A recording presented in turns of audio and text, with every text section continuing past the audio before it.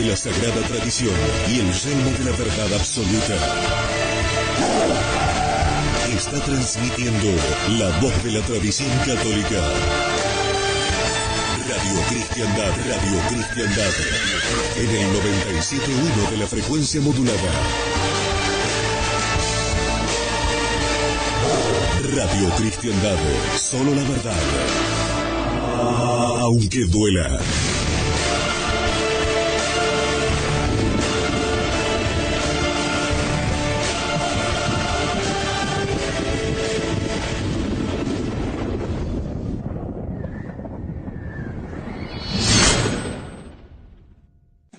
Padre, del Hijo y del Espíritu Santo. Amén. Amados hermanos, en nuestro Señor Jesucristo, nos encontramos en el cuarto y último domingo de Adviento, en esta preparación a la Natividad de nuestro Señor, que nos recuerda su primera venida. Y ya hemos visto la conexión que hay como las dos caras de una misma moneda entre la primera y la segunda venida. A tal punto que en la epístola de hoy se nos dice de no juzgar. Ni aún San Pablo se juzgaba a sí mismo, sino que lo juzgara Dios. No le importaba qué pensaran los demás de él, pues en definitiva el que juzga es Dios. Y la misma epístola nos dice que hay que esperar hasta que venga, que Dios venga nuevamente para rematarnos. Nos recuerda su segunda venida, parar todo juicio hasta que Cristo venga. Vemos que es insistente la liturgia, que esto ha quedado eclipsado por la óptica, y sí, si uno tiene una mala lente, todo lo que vea a través de esa lente lo va a ver distorsionado. Y eso es lo que pasa con la exégesis, con la óptica, con el ángulo con que se miren las cosas. No hace falta solamente tener la escritura, sino que está todo el modo de captarlo bajo la luz correcta. Las águilas ven desde altas alturas. Los perros olfatean cosas que nosotros no llegamos. Y bueno, paralelamente, así también con los textos sagrados, con la palabra de Dios, pasa desgraciadamente lo mismo en el clero. Y por no haber tenido una óptica apocalíptica, que no era quizás tan necesaria o vital como lo es hoy, entonces, quien piensa en meditar en la obra de San Alfonso de Ligorio, Meditación sobre la muerte, cuando acabo de nacer o cuando acabo de casarme, estoy pensando en la boda nupcial, en la luna de miel. Pues bien, en la Edad Media, en plena eclosión de la fe, pues claro, ¿qué nos vamos a preocupar tanto por la segunda venida?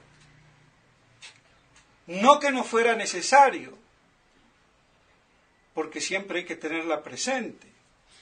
Pero no era vital, no era de suma urgencia y necesidad. En cambio hoy, que ya nos encontramos en el declive total, pues cambia la cosa. Si yo no pienso en la muerte a los 20, 30, 40 años, ya sí a los 50 o 60 y mucho más a los 70 y 80. Otra cosa es que sea un viejo verde y no quiera ni mirar la muerte, pero eso ya es un problema. Lo que en el joven no sería una falta, sí ya en el adulto, maduro y senil, que no lo haga.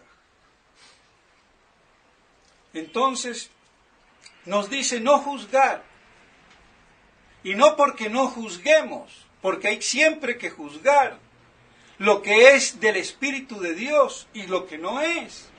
Pero yo no puedo juzgar las conciencias, lo que no veo, lo oculto, y menos averiguarlo por ahí. El juzgar así es juicio temerario. Y por encima de todo, esperar a que el Señor venga. El juicio final. Pero el juicio final tiene un compás. Como todo juicio tiene un comienzo, un medio y un fin. Si yo le llamo juicio final a la última y definitiva sentencia del juez, eso no quiere decir que el juez, que el juicio sea esa última sentencia final, sino que culmina en esa última sentencia final, pero el juicio ha comenzado antes. Y si es aquí en Colombia, como anda la burocracia democrática, años.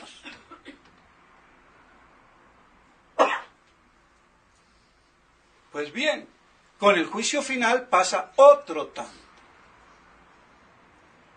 Y más cuando se tiene presente que juicio es no solamente juzgar, sino reinar. Porque rey que no juzga, no reina, ni gobierna. Esa división tripartita de Montesquieu, o del que sea, de división de poderes, es una estupidez.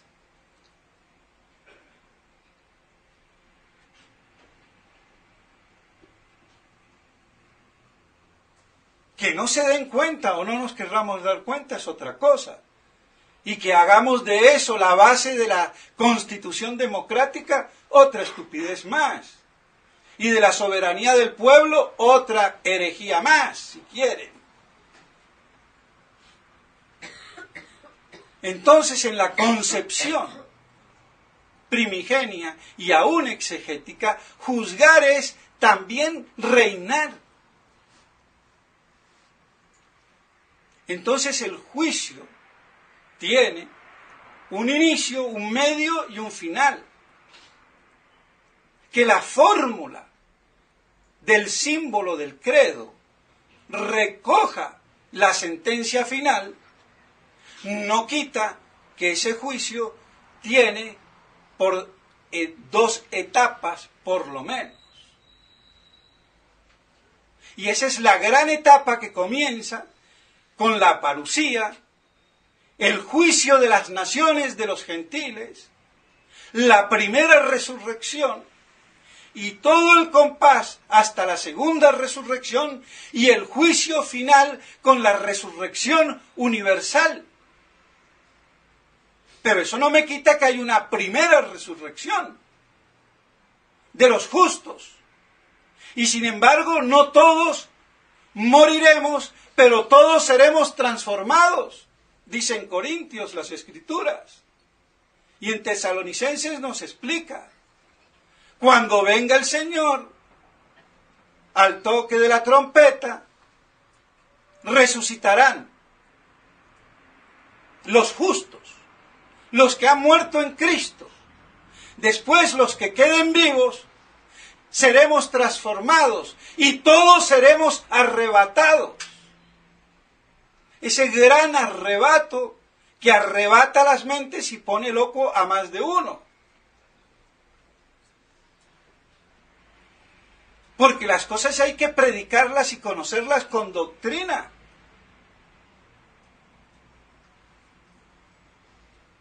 Si no, cualquier cosa puede salir. De ahí el necesario soporte doctrinal de la Iglesia y de la teología. Y eso teniendo en cuenta que quedan los viadores.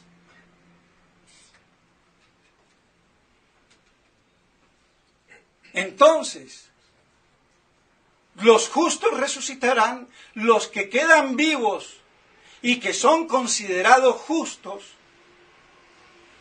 en el momento de la parusía, no morirán, pero serán transformados y arrebatados juntos con los resucitados al encuentro a los cielos.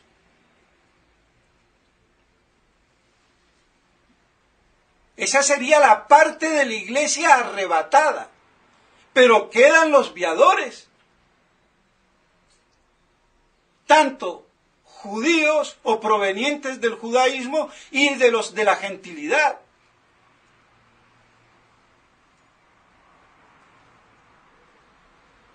Y a ver cómo lo explican esto. Ah, no, es que la primera resurrección es espiritual y tu tía y tu... No. Eso es puro alegorismo. Y si yo alegorizo una cosa, 1000, y hago una telenovela. Sí, espiritualmente muy bonita, pero sin fundamento. Como el Kempis. Y ay, Dios mío. Pero toca. Es muy duro. Los temas que yo trato. Oiga, es enfrentarse con toda la humanidad teológica de hoy y de hace 500 años o más. Y 1000 si quieren. El problema de la autoridad, del Papa, de la infalibilidad, del milenarismo, del Apocalipsis. El Kempis. Bueno, primero y principal, el Kempis no es un santo. Que yo sepa. Es más, no lo canonizaron porque cuando abrieron el ataúd encontraron que había sido enterrado vivo, encontraron arañado. Pero amén de eso, que a mí no me consta, pero bueno, queda claro que el Kempis es la quintesencia de la devoción moderna. Y si es devoción moderna, tiene por qué se llama así. Porque había una devoción, una pietas antigua, que era la de la escolástica. Que después la escolástica, por culpa del voluntarismo, del nominalismo, entró en decadencia. Y con ello todo lo que arrastra. Ante esa decadencia hay una reacción de una devoción moderna distinta a la antigua, que entró en decadencia por culpa del nominalismo. Pero estos que reaccionan no se ven. Incolumnes de nominalismo y de voluntarismo, que ya venía por la escuela agustiniana y franciscana, y sobre todo de la segunda escuela franciscana con Duns Scoto y Ockham. Me perdonen si hago historia, filosofía y teología, pero es que si no, no se puede predicar. Pero yo no voy a aceptar que el blog de Olga Moreno, de una de las fieles, que me conoció a mí desde niño, por decir así, cuando yo entré en el seminario, saquen su blog, ella que es anti-sedevacantista a morir, pero lamentablemente un poquito cabeza dura, saca el artículo del sílabus publicado hace un año en contra de lo que yo digo del Kempis. Bueno, el sílabus ya se sabe. Detrás de eso está el padre Trincado y el tontito del ex seminarista, que ahora no me acuerdo el nombre, que no saben. Y ella, la ultra sedevacantista, ahora me tira a mí. Como si no me conociera. Pero es que la ignorancia es atrevida.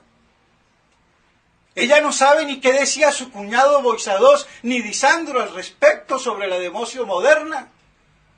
Que en eso está muy bien Disandro, se le van los tiros por el otro lado después, con el problema del gnosticismo, porque la verdad es una y vertical, pero a los 360 grados de la vertical, una y única, 20.000 errores.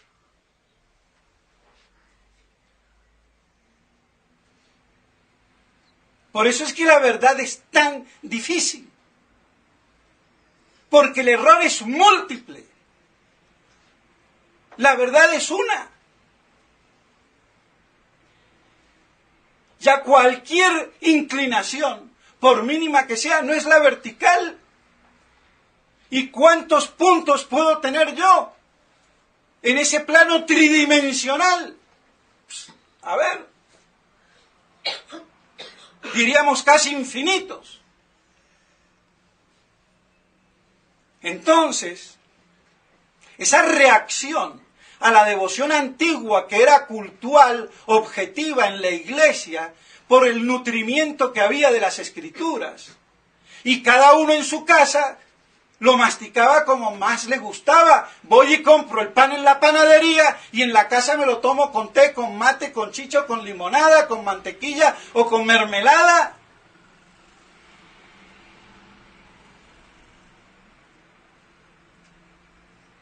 ¿Qué hace la devoción moderna? No. La espiritualidad individual. Me corto de la iglesia, de la liturgia de la iglesia. Por eso es precursora del protestantismo. Por eso los protestantes alaban al Kempis y lo consideran casi un santo.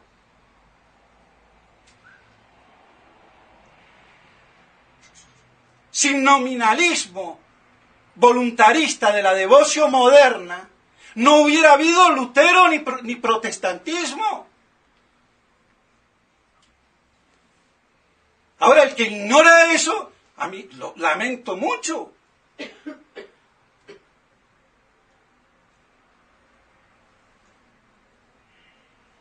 Entonces, lo que interesa es mi salvación.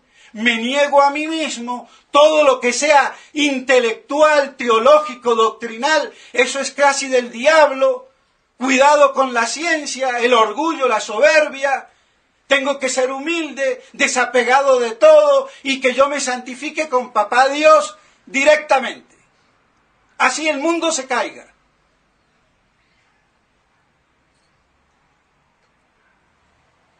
Y si no, miren lo que dice Villoslada o el padre Javier Rabasi, que es línea media del Verbo encarnado, pero muy inteligente el muchacho. Vean toda la crítica que saca de una conferencia que da, parece ser muy buena, no la he escuchado Caponeto, y basado en el historiador Villoslada de la historia de la Iglesia.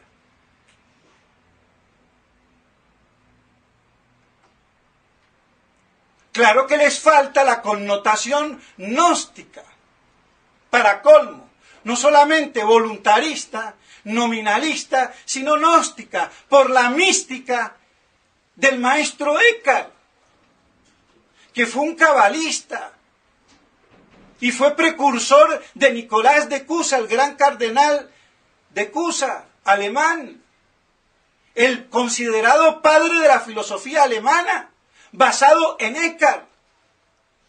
Y para Eckhart, el ser lo da Dios, de un efluvio divino en cada cosa y en el hombre. Luego, eso que yo tengo de ser es divino.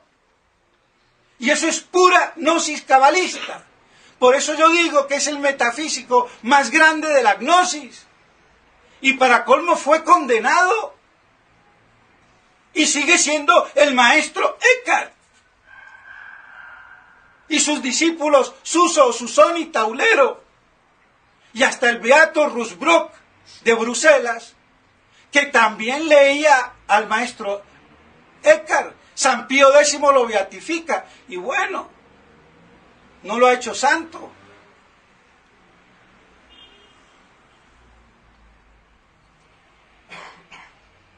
Pero hay que ver que una persona,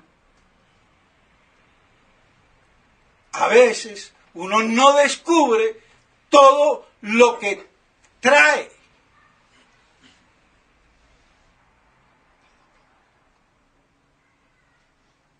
Entonces se cometen errores. Sí, aparentemente muy bueno. Los protestantes no viven predicando la palabra de Dios. Viven con el amén en la boca.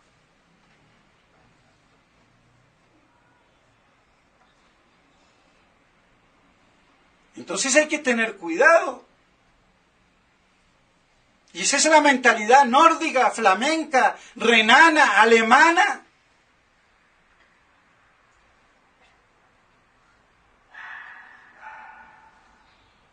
Entonces llego yo así a una casuística, a una moral sin dogmas.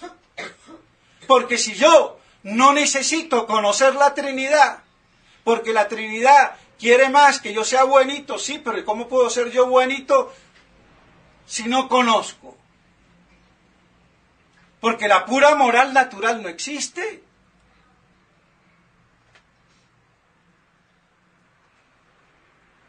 El hombre fue creado en gracia. Entonces yo no puedo desconocer el origen voluntarista, nominalista y gnóstico de la espiritualidad que viene del maestro Eckhart en la devoción moderna, por muy kempis que sea. Así de claro.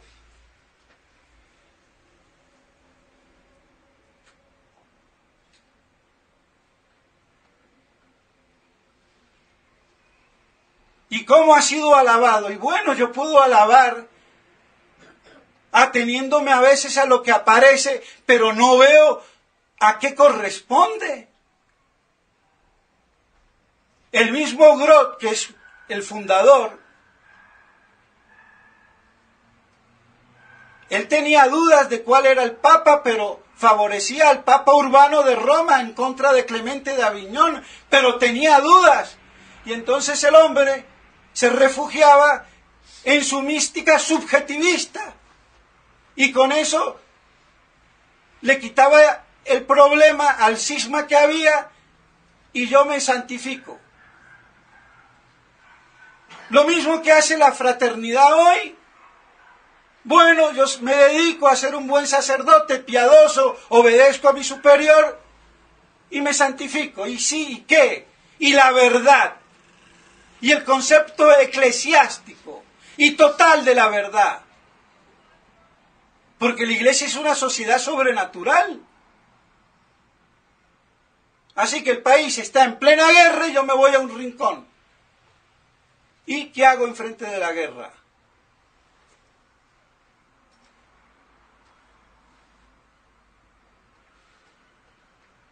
Todo ese pietismo, esa moralina que decía el padre Castellani, viene de ahí, aunque él no lo diga. Claro que si yo busco en mi corazón herido consolación y bálsamo, abro el Kempis y sí me consuela, como los paños de agua tibia. pero no me curan. Pero yo lo que tengo que buscar es no el consuelo, sino la verdad. Y en la verdad conocida el consuelo.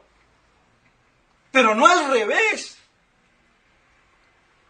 Esa es toda la inversión que hay.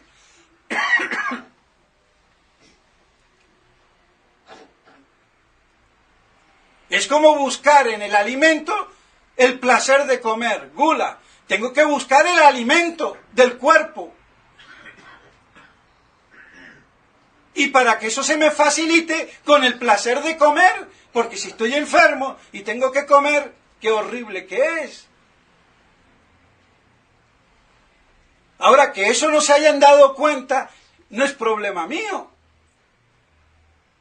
Pero si el padre Cornelio Fabro me da la pista de que el Kempis, con toda su profundidad, es nominalista, yo tengo que abrir los ojos y darme cuenta.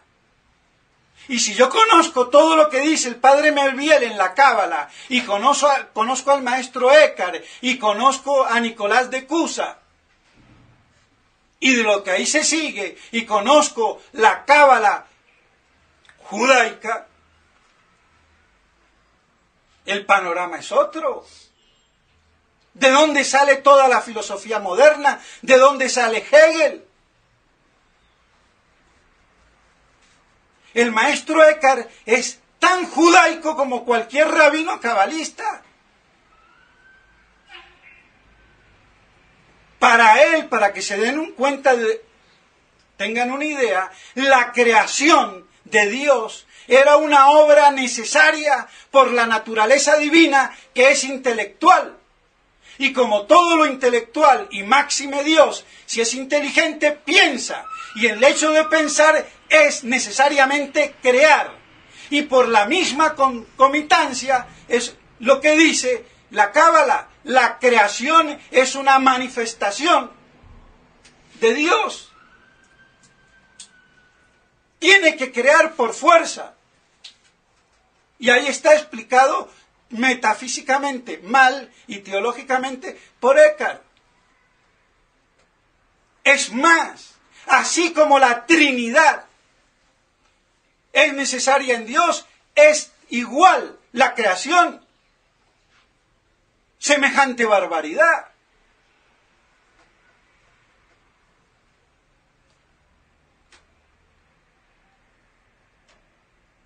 Entonces,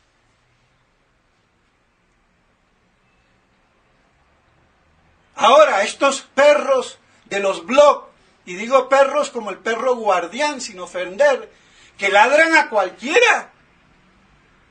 Pero qué falta de respeto es esa. A ver si me sale alguno que me pueda negar filosófica y teológicamente lo que estoy diciendo. Que piense lo que quiera, pero no puede negar el origen de la devoción moderna, nominalista, voluntarista y gnóstico. Así de claro.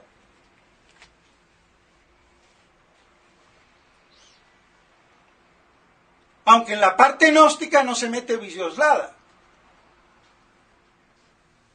Pero viene del maestro Eckhart, no hay nada que hacer, y de sus discípulos. Por eso hay una conexión directa entre el maestro Eckhart y Nicolás de Cusa, dos alemanes.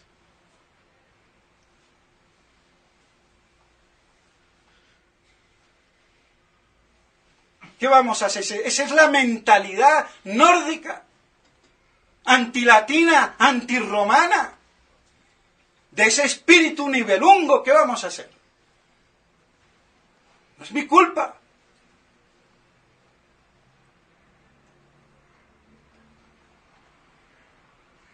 Entonces, claro que es chocante meterse, pero es que ya es hora de decir las cosas.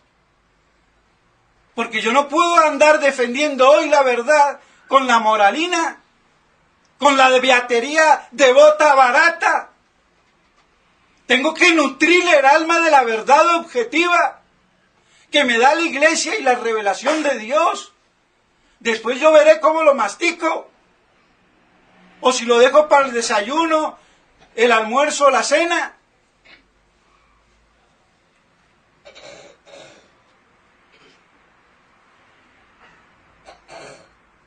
Entonces, yo lo lamento mucho, pero es así.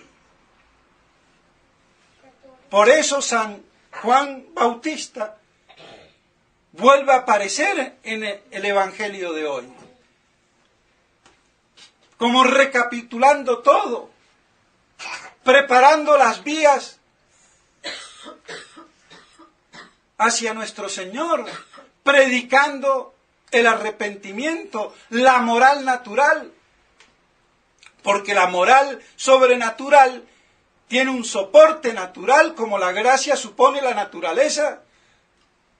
Las virtudes sobrenaturales suponen las virtudes naturales, por lo menos las morales.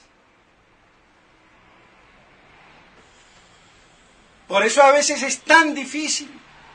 Yo recibo la gracia sobrenatural, pero como no tengo la adquisición de la virtud por ascesis de la natural, quiero colgar el cuadro sin el clavo o sin el muro, la pared.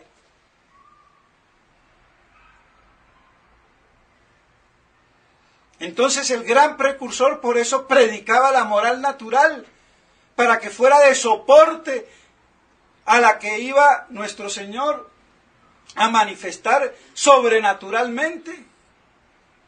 Ya no solamente amar al amigo, sino aún al enemigo.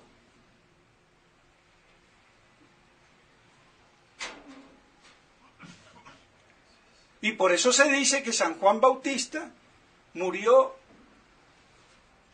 mártir de la moral natural, pero no solamente de la moral natural, murió también por ser el que manifestó la divinidad de Cristo, y por eso él predicaba la moral natural, diciendo, este es.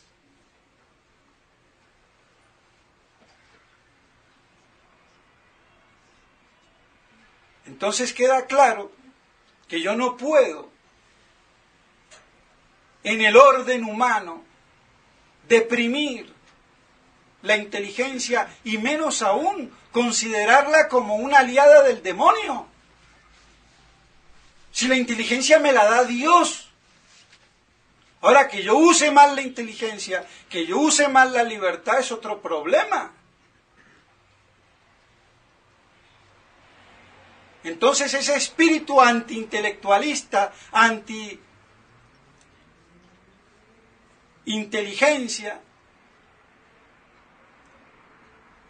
genera una devoción que culmina en el protestantismo. Y a ver si los protestantes no son hasta más moralistas que los católicos. Aparentemente, por lo menos.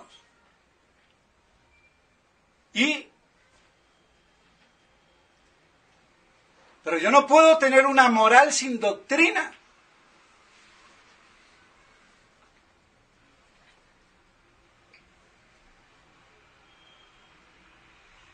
Por eso el padre Castellani rechinaba contra todo ese moralismo, moralina, que viene de ahí. ¿Qué vamos a hacer? Ahora, si yo soy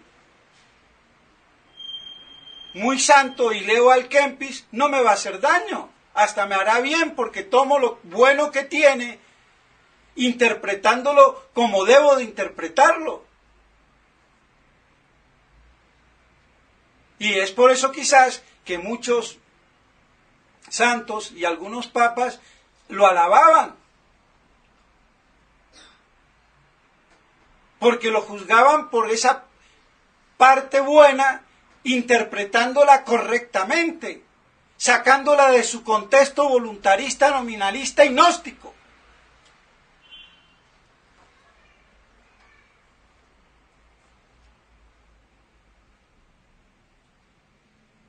Y aquí había mucho más que decir. Pero bueno, toca abreviar y acortar, pero que todo esto nos sirva también como preparación por lo que representa San Juan Bautista, que me lo vuelve a poner por tercera vez consecutiva a la liturgia en esta preparación a la natividad, y predicar el arrepentimiento, y con ello todo lo que es el deber de Estado. Porque así como las mujeres se santifican criando a los hijos, y para criarlos hay que parirlos, cumpliendo su deber de Estado, y cada uno el suyo. Pero si yo soy obispo y no me meto en teología, pues nunca seré un buen obispo. Ah, no, pero eso es humildad. Sí, humildad a lo Kempis, a lo devocio moderna, lamentablemente. ¿Qué vamos a hacer? Entonces yo no puedo deprimir la inteligencia.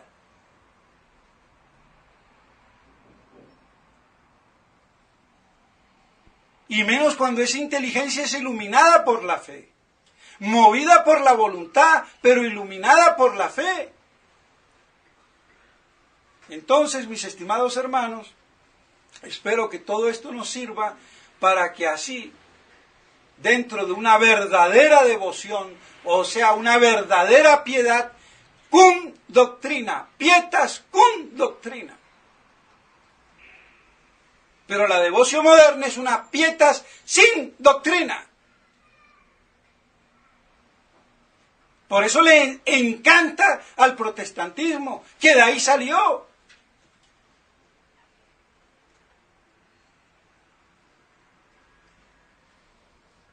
Y así entonces poder uno, con la verdadera piedad, la verdadera devoción, con la doctrina, en la doctrina. Ni doctrina sin piedad, sin religión, sin espiritualidad, ni espiritualidad sin doctrina. Así como no hay hombre sin cuerpo y alma, ni pura alma, ni puro cuerpo. Cuerpo y alma. Y así se balancean y se armonizan las cosas. Y los canes tradicionalistas de los blogs, que no se erijan en teólogas ni en teólogas, porque esta Olga Moreno se las trae. Ojalá que le sirva, y me duele porque la consideraba una amiga, un poco tontita. Y ahora muestra la hilacha. Pero a ver que esto le sirva. Y así como publicó lo del sílabus, que me publique el sermón. A ver. Y el sílabus también que lo haga.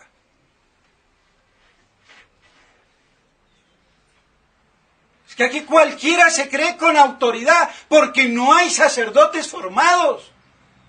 Y como la gran mayoría son piadositos, pero sin doctrina, y hasta los obispos, que da vergüenza.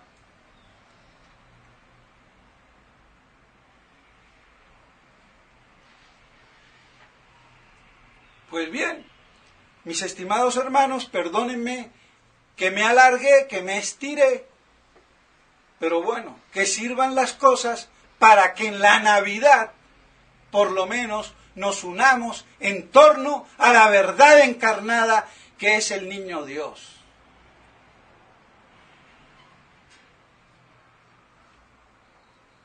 Y cuando no sepamos, que no hagamos juicios temerarios.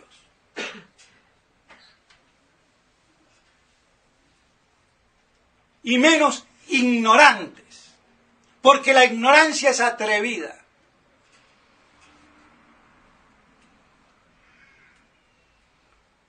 Así de claro. Por eso se necesita un clero docto, con luz teológica, sobrenatural. Y eso no se hace en un día. Y toda esta decadencia no es de ahora, viene desde hace siglos. El nominalismo no es de ahora, es del año 1000. Con Roselino, con Abelardo. Se agudiza con Ockham. El voluntarismo viene de mucho antes. Se lo endosan a San Agustín, porque se decían que eran los que guardaban la tradición neoplatónica del cristianismo, mal comprendida. Porque más agustino que Santo Tomás no hay.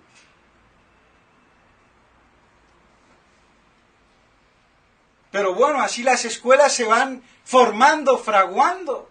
Y esto lo digo ¿para qué? Para que nos demos cuenta que esto viene de lejos.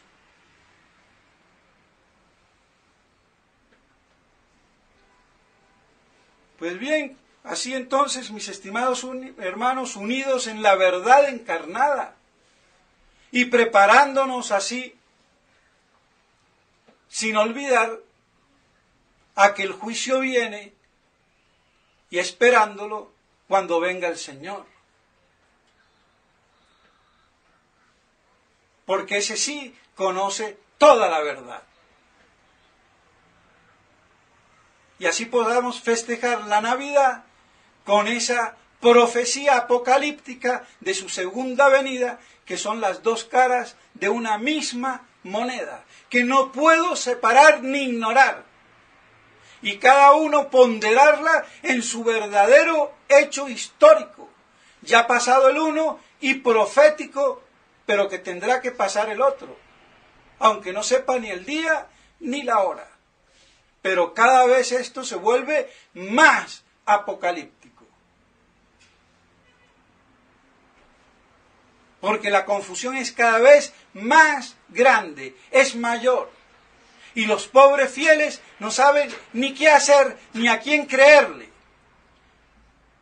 Por eso yo digo la verdad cruda y dura, y allá cada uno.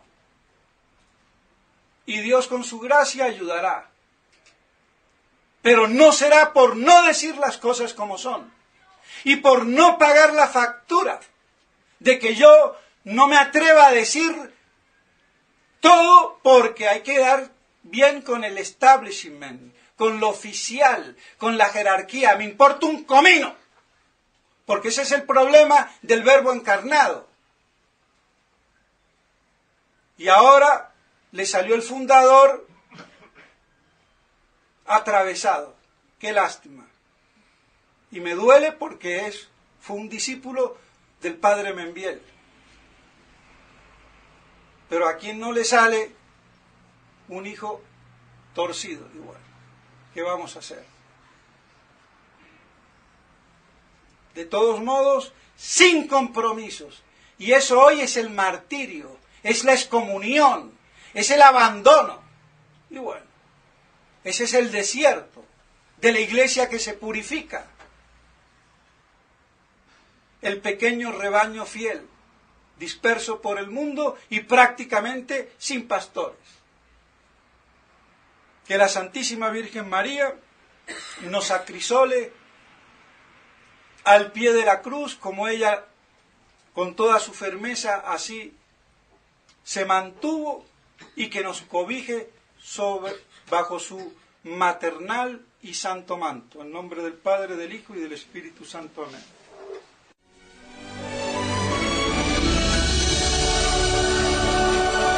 Esta es Radio Cristiandad, la voz de la tradición católica. Luchando para que Cristo reine.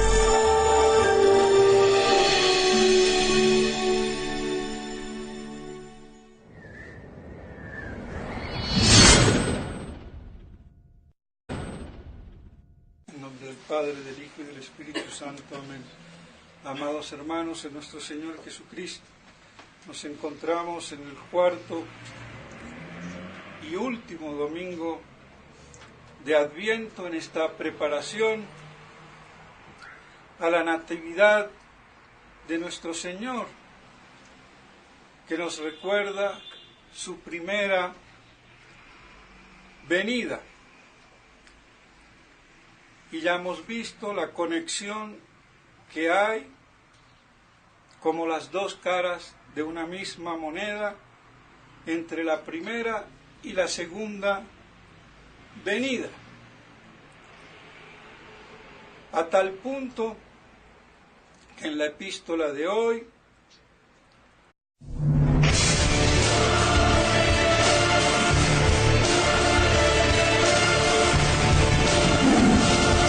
con la espada de la sagrada tradición y el yelmo de la verdad absoluta,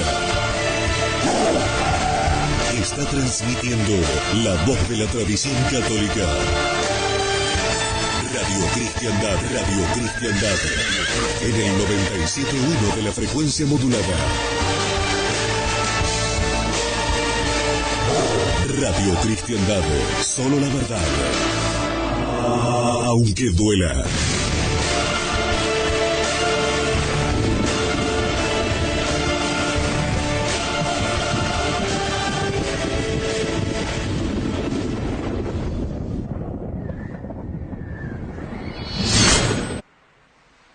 Vemos que es insistente la liturgia,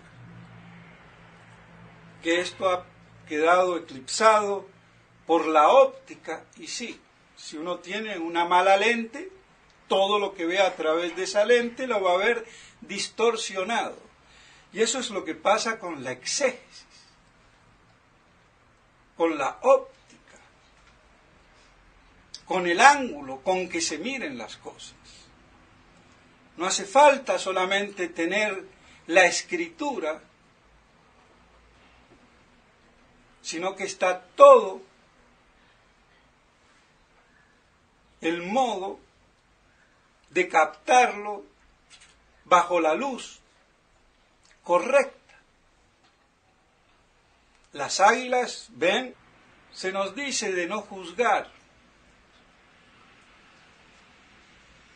Ni aún San Pablo se juzgaba a sí mismo, sino que lo juzgara Dios. No le importaba qué pensaran los demás de él, pues en definitiva el que juzga es Dios.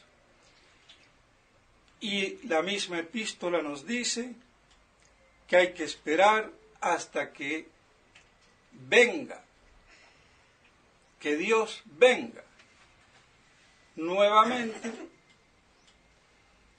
para rematarnos. Nos recuerda su segunda venida, parar todo juicio hasta que Cristo venga desde altas alturas. Los perros olfatean cosas que nosotros no llegamos. Y bueno, paralelamente, así también con los textos sagrados, con la palabra de Dios, pasa desgraciadamente lo mismo en el clero. Y por no haber tenido una óptica apocalíptica, que no era quizás tan necesaria o vital como lo es hoy, entonces quien piensa en meditar